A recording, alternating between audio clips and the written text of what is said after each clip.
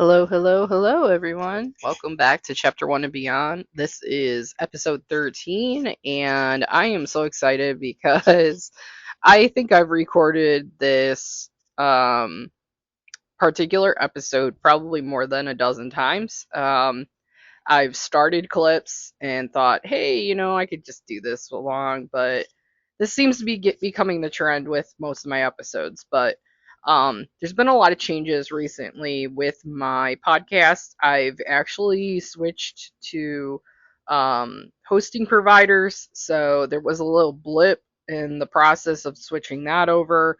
But everything seems after testing everything, it seems like everything's in back normal shape. So yeah, random blurbage update, if you will, on that. But if you're new here, hi, welcome to my channel podcast thingy. If you're on YouTube, that's why I say channel, because this podcast is distributed to many different locations, including Spotify, iTunes, which is Apple Podcast now. Um, it is also on iHeart Music, radio, and obviously YouTube. But yeah, so let's just dive into this episode because I have been on this weird trajectory, if you will, of just mood reading. And ever since I have read Pet Cemetery, well, listened and read Pet Cemetery, I've been very intrigued with Stephen King.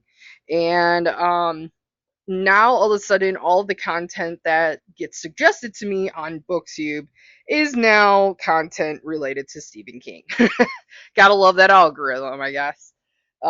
So I'm gonna update about HRCYED 2.0, where I'm at with that. um gonna talk about Stephen King probably quite a bit in this episode, just because I'm on this binge of reading his books. And yeah, like let's just chat. It's just gonna be a cozy one. So um so um Pet Cemetery was traumatizing to me. And if you have listened to my last episode, um my initial thoughts in reaction to that particular book, now that it has like seasoned a little bit and has sit with me quite substantially for the last few weeks, um, I think it's probably the best dang horror book I think I've read to date. And Normally I am absolutely terrified of, necromancy and undead and just flat out gory stuff. But now I'm intrigued. so so yeah, I really like I had mentioned in the last episode, Pet Cemetery I still gave 5 stars. Even though it traumatized me, I was bawling my eyes out, I was flabbergasted. And now that it's like really sat with me, I am just wanting to see what else he has. And I did not realize this man has published over 50 books. And I'm like, whoa.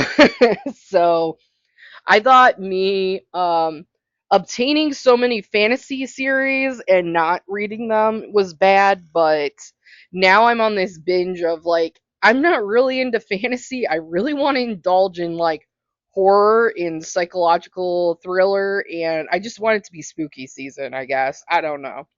But I'm not really in the mood to do like a high epic fantasy, as much as I was so determined to get The Way of Kings done by Brandon Sanderson. I think honestly the only way I'm probably going to trudge through that behemoth of a beast is if I do an audiobook, and right now I'm not purchasing any audiobooks. If anything, if I can't get it off of the Libby app right away, I put a hold on it. Most of the holds that I have been putting on are several months lengthy, so I'm gonna be waiting a bit before I get some newer audiobooks. But yeah, so I actually decided, like, through a little bit of research, because with Pet Cemetery and the content that was in that particular book, I've realized I really need to read what these books are about. I can't just go in blind. I need to know in advance to prepare myself, I guess. So yeah, it was like a toss up between Carrie by Stephen King, um The Stand by Stephen King, or Fairy Tale by Stephen King. So I started looking at um The Stand, and I'm really glad I did, but then I realized the book version that I got from the library is the uncut, unedited version. So it's like even longer than what the actual publicated book is, I guess. So it's gonna take me a really long flipping time. And then of course the Libby app, if I wanted to get it on audiobook, it is several months wait. So that is not happening. um, but yeah, so I've only gotten maybe like 20 pages in, and I'm really liking it so far. I'm starting to see a trend with like his characters, like you know, like some of the books that I was looking into, it references in the stand those characters, which is interesting. So I feel like there's a lot of like Easter eggs that I need to start tracking, and I don't know how I'm gonna do that just yet because he's got 50 flipping books. Um, so I don't know. I'm gonna be quite honest with you. I'm just along like this read through just to enjoy it and just to see what he has out there. But I've considered looking at doing like publication order, which I've been asking ChatGPT what the publication order is. So um, I guess in a way I am doing sort of in publication order. I mean, because I do have Carrie by Stephen King from the library, and I probably should have started that one before The Stand, but you know how, you guys know how I am. I'm bouncing a lot between books, so it really doesn't matter. But yeah, The Stand, I've been told it's like kind of like a apocalyptic pandemic. I don't know. Um, I was told it's not as triggering as Pet Cemetery. It's good and suspenseful, but I was told it's unique in itself. So I was like, okay, that sounds like a good switch over for me, just because um, I can't do child death and other stuff right now. So, um, so yeah, so that's where I'm at. Definitely going to be a while before I update you guys on The Stand, because it's like it literally is a brick. Like I lift it up and I'm like, oh, this is like half of my cat's weight. so um so yeah, but let's see. So when it comes to HRCYED 2.0, um oh, before I segue into that, I just remembered something that I did want to mention. So like, what is my plan after Pet Cemetery? Obviously, I have Carrie. I'm hoping that I can get to that before I have to return it back to the library, or I can renew it from the library. I personally only have Fairy Tale on my shelf right now, so I am trying to obtain more copies of like Stephen King's books, because I know going forward, I just have this anticipation that I'm going in thinking that I'm definitely going to get hooked, and I'm probably going to want to reread it in the future. Um, oh, and I take that back. I actually do have one more of Stephen King's books. I actually just got it through thrift books, and it's called It by Stephen King. So which actually fulfills one of my HRCYED prompts. So, okay, so now we're gonna like route into the HRCYED update, but I am actually moving very well along with this challenge. Um, I actually completed one prompt since the last time I've talked about HRCYED 2.0. And those that do not know what HRCYED 2.0 is, it is a reading challenge that was created by Cordy. Stephanie has graciously put this challenge together, and it's the hardest reading challenge you'll ever do 2.0.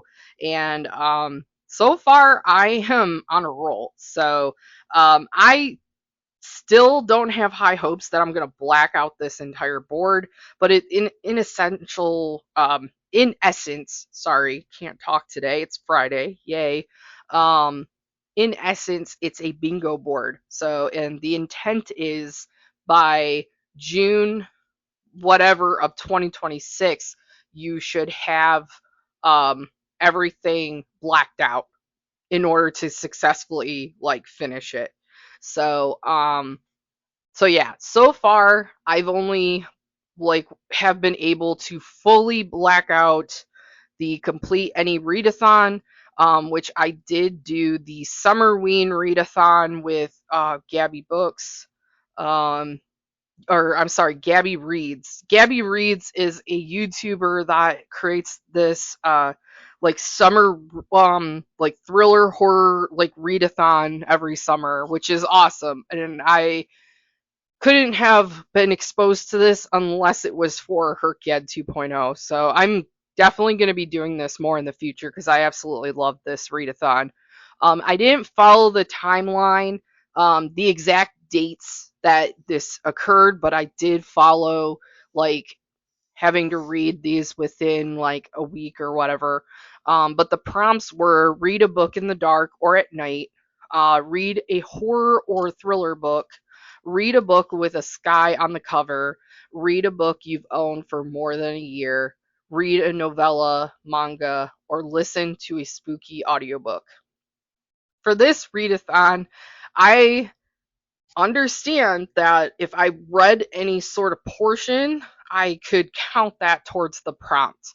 If that was wrong, then I guess I didn't finish this. But the books that I ended up completing for each of these prompts, in some way, shape, or form, I had Cackle by Rachel Harrison.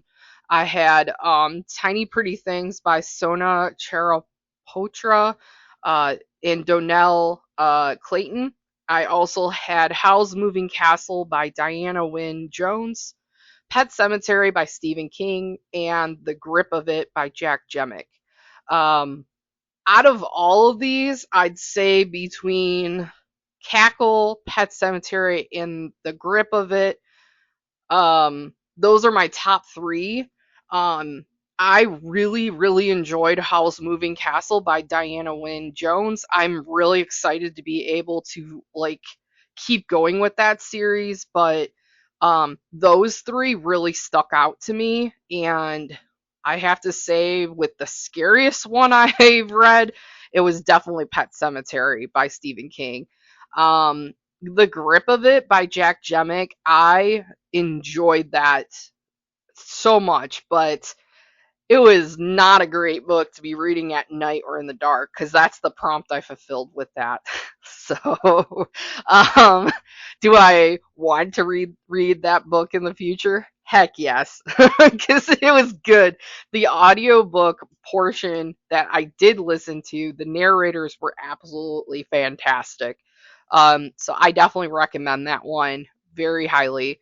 And how you spell the last name is Jemac. And then Jack is spelled Jac, not with a K. So I would definitely recommend. It was very quick read.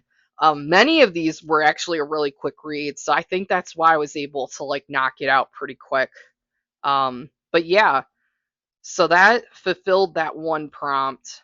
Going back to the bingo board, I'm looking at my board as I speak, and it looks like I do have a plan in place to finish not only diagonally from the top left corner, but I also have a plan to like do another row, which is the very first row. So by the hundreds is one of the prompts. 24-hour readathon is another one of the prompts. Subgenres of choice is another one of the prompts. Series staircase, and then award season. I want to note that with award season, I ended up like for some odd reason I was super curious about the Booker Prize awards. And I know that this is probably going to be a unpopular opinion, but what the crap? What kind of books like do these people put on here? I don't know. I started off reading oh my gosh, what is that book? Hang on. I didn't finish it. Let's just put it that way. Okay, it was Flesh by David Saloy. Everyone was ranting and raving. Like anybody that was talking about the Booker Prize list, they were super stoked and excited to get a hold of this book. And I have to say, um, if you want to be icked out and grossed out, read that book because I did not enjoy it. I stopped at like 58 pages and I realized that um, I just couldn't do it.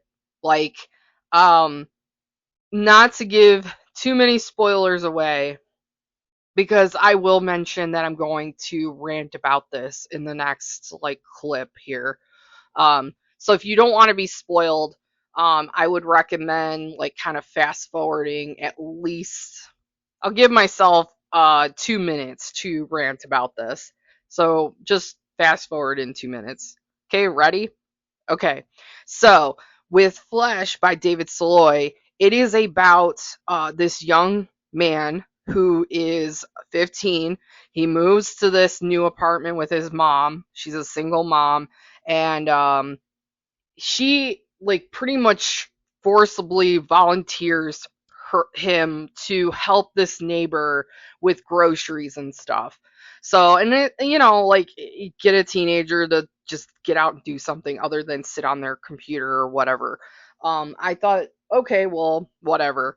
Well, as the trips were happening, um, the very first opening chapter was about sex drive and him talking to a new classmate about like whether or not he had sex or not. And I'm like, okay, well, this is how this is gonna go. Um, and then we get into the whole piece where he's starting to help with the groceries with this woman. I find out that she's like 42.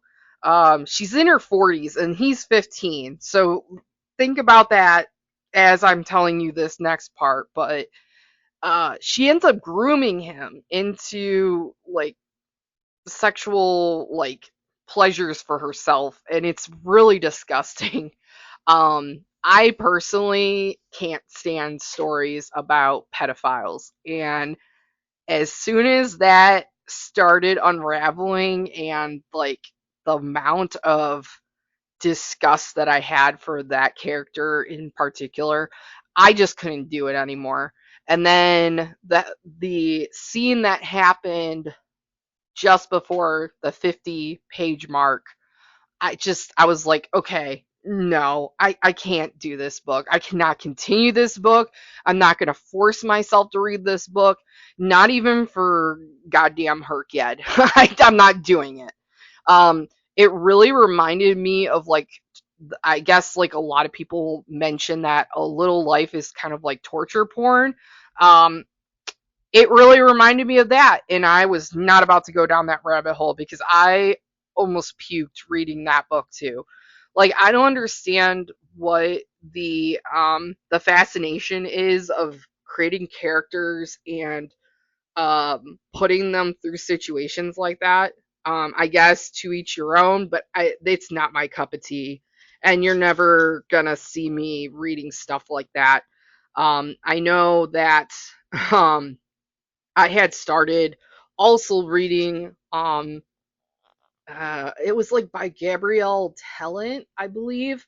And it was around the same time I had attempted to read A Little Life, and I just couldn't do that one either. Like they really should be in the same category, and there should be trigger warnings. I'm sorry. I don't know why some of these books that have this kind of content in it do not have trigger warnings.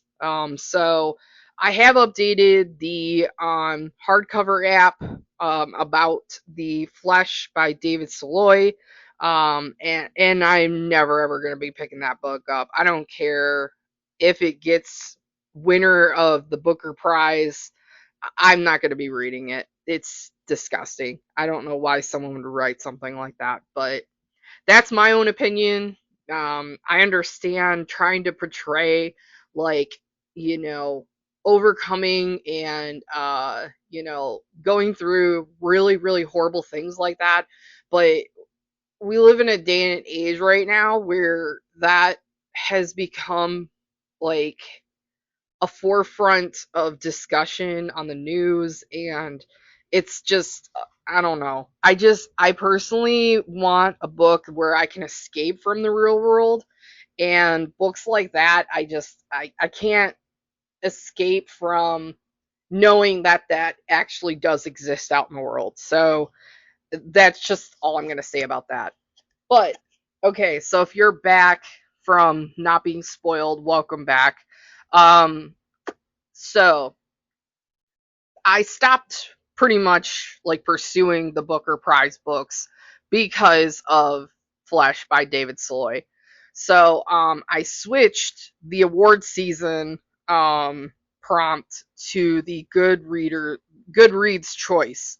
And I realized though, with that particular prompt, I can mix and match it between the different years. And since the Goodreads Choice Awards have been around for like literally a decade or more, I just decided to start going in and like looking at the different years, looking at the finalists, the semifinalists, the entrants, the winners, just kind of mixing and matching it. So I ended up with a pretty decent mix of sci-fi, horror, and middle grade.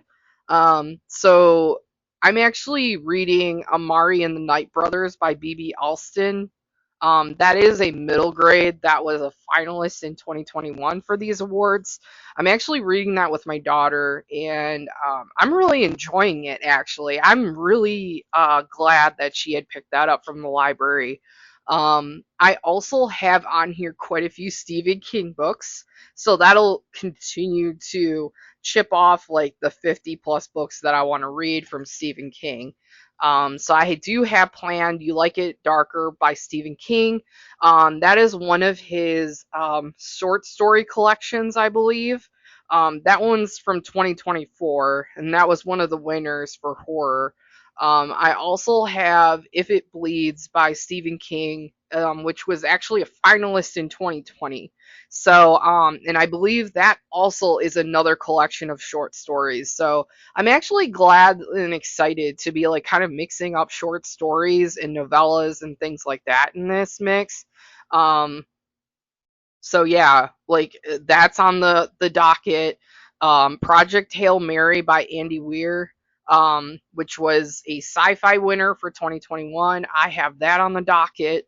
Semi-finalist, Orbital by Samantha Harvey. That one was the semi-finalist for sci-fi in 2024, which I believe she actually was the Booker Prize winner for 2024 for that as well. So kind of made sense, but I did read the synopsis of that one, and it's pretty much about like astronauts, which I mean I really enjoyed Atmosphere, so if it's any sort of scope into like astronaut and scientist viewpoints, I think I'm gonna really enjoy that. But let's hope it's not as messed up and twisted as David Soloy's Flesh. But and then as far as the entrant items go, I think I'm gonna go with the two sci-fi picks of The Last Watch by J.S. Dews and Service Model, which is the sci-fi 2024 pick. But if you guys are interested in any of those, I would definitely recommend going to the Good Reads Choice Awards page. All of these and the description for each one is on there. So, so as far as award season, I also have plans for the subgenres of choice, which I am in progress of listening and reading Heaven Breaker by Sarah Wolf. I'm really enjoying that one. That's the space opera that I was mentioning with all the mechs, and I'm in love with it. I definitely had on here Lit RPG, which I went on a huge rant and tangent about Dungeon Crawler Carl by Matt Dinneman. That is definitely on here and done. Um, Dystopian, I don't know why I have Beautiful Ugly by Alice Feeney on here, but that is definitely not sci fi. I don't know why I have that on here. I'm gonna have to come back to that. As far as like sciencey, science fiction, I have A House Between Earth and Moon by Rebecca Sherm. I'm really excited about that one. I'm physically going to be reading that one in between my Stephen King binges. And then Wild Card by Marie Lu and The Hitchhiker's Guide to the Galaxy by Douglas Adam. I finished those two. So this prompt is pretty much almost done as long as I can figure out why I put Beautiful Ugly by Alice Feeney on there. That's more of like a thriller, psychological horror thriller than sci-fi dystopian. So I don't know. We will figure it out. As far as by the hundreds go as well, this is the prompt where you have to read books from 100 to 199, and then 200 to 299, 300 to 399, and then goes all the way up to 700. So I'm actually in process of reading the last two books I need for this prompt because I have already finished my 100 through 500 picks, which in order, I did We Have Always Lived in the Castle by Shirley Jackson, Romeo and Juliet by William Shakespeare, Mortal Longings by Chloe Gong, In the Lives of Puppets by TJ Klune, and Sky Without Stars by Jessica Brody. The last two books that I'm in process of reading and to complete this prompt is Ordinary Monsters by M.L. Rio and The Stand by Stephen King. Both of those are my 600 and 700 plus picks. And honestly, it's probably going to be weeks before I update you that, hey, I finished this.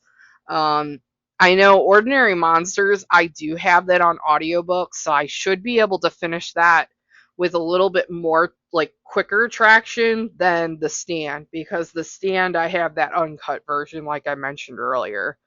Um, and then let's see. So the 24-hour readathon, I think how I'm going to approach that specific prompt is I'm going to pick several shorts or books, and I'm going to try to aim for at least two or three within that 24 hours.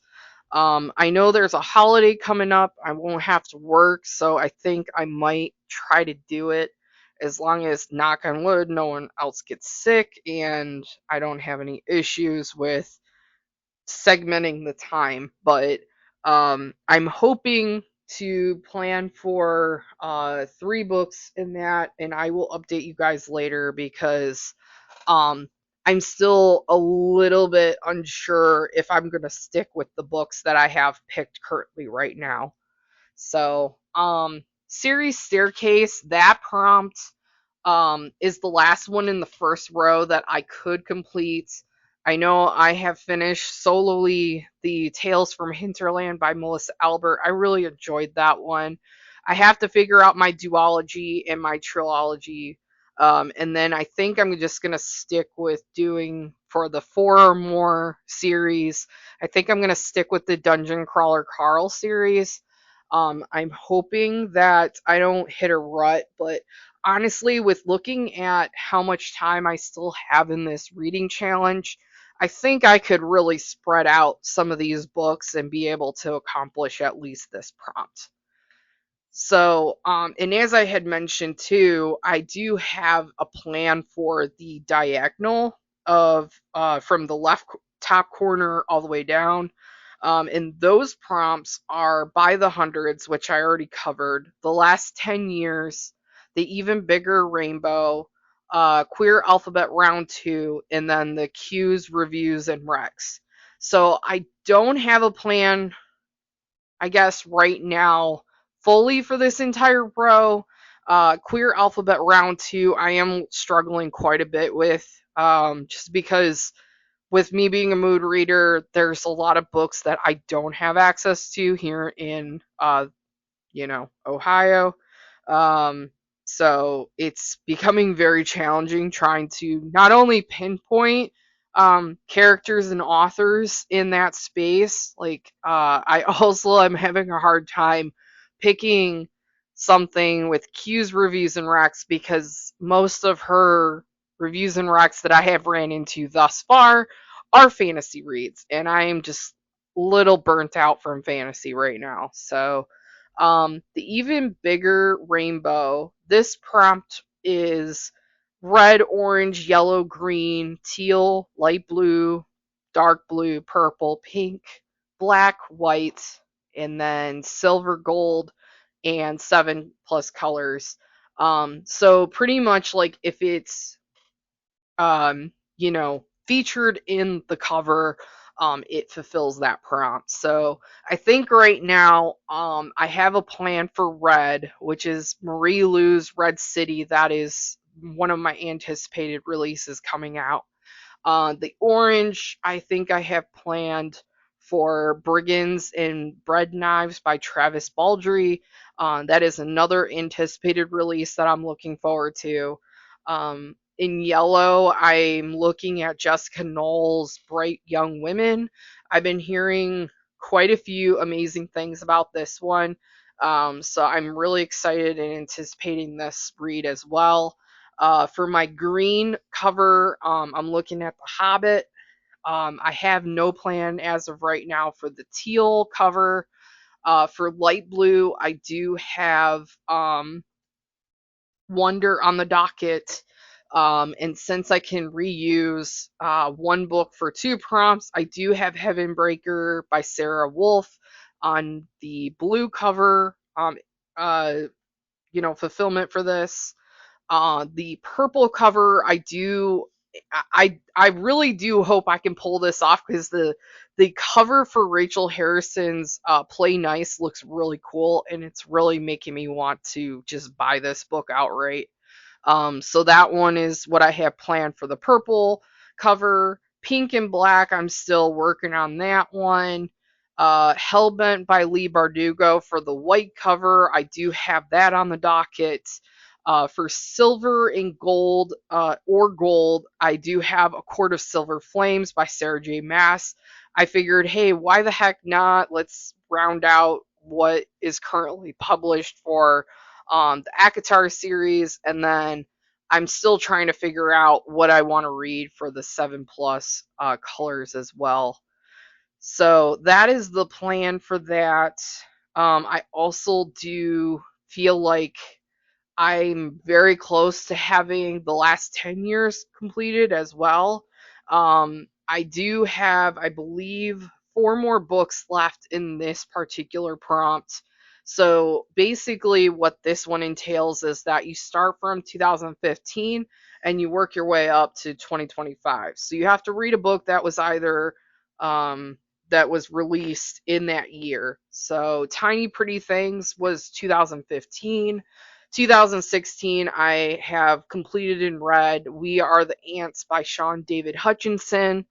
2017, I did fulfill that year with The Grip of It by Jack Jemick, which I was also able to fulfill with another prompt, so that one is pretty much maxed out. For 2018, I do have on the docket the Wicked Deep by Shay Earnshaw. That one looks really good, and I actually have had that on my physical TBR shelf for quite some time, so I'm really excited that I finally have a plan in place to get that one done. I did the 2019 pick was Sky Without Stars by Jessica Brody. That one's done and recorded, and that also fulfilled another prompt, so that one's completely maxed out. 2020 pick, I do have The Return by Rachel Harrison. Ever since I've read her book, Cackle, I want to like indulge in more of her writing. So I thought it almost and always made sense just to pick more of her picks. So I saw that in 2020 she released The Return, and it sounds really stinking cool. It sounds like a exorcist type thing, haunted house type situation. So my 2021 pick was Cackle by Rachel Harrison. That's done and recorded. I do plan on doing Legends and Lattes by Travis Baldree for 2022. 2023, I do have Said and Done Mortal Longings by Chloe Gong. 2024, I have planned as Haunt Sweet Home by Sarah Pinsker. I do have another one of her books called We Are the Satellites. It's one of her sci-fi picks, so I'm looking forward to reading that one as well, but it will not fulfill this prompt. And then finally from 2025, I had also had down Atmosphere by Taylor Jenkins Reid. Absolutely fantastic book. If you have not picked that one up yet, normally I don't gush about like contemporary, books or um, historical fiction or like romancy type books. But that one in particular, I absolutely thoroughly enjoyed. Anything by Taylor Jenkins Reid, like so far that I've picked up, definitely recommend. So, but I think that's all the prompts, and I'm gonna be honest, I am almost out of breath here. So I'm doing this all in one sitting this time because the way that I've been like kind of trying to piece like episodes together, it just doesn't make sense. And I feel like honestly, if we could get it all done in one go, that would be fantastic for me. So, but I hope you guys enjoyed. If you did read any of the books that I mentioned in this podcast episode, I would love to interact with you. As always, I have the Discord channel. I do have my Facebook page at Chapter 1 and Beyond POD. So, would love to connect with you guys. If you're on hardcover, would love to connect with you there. But until next time, I will talk to you guys later. All right. Bye.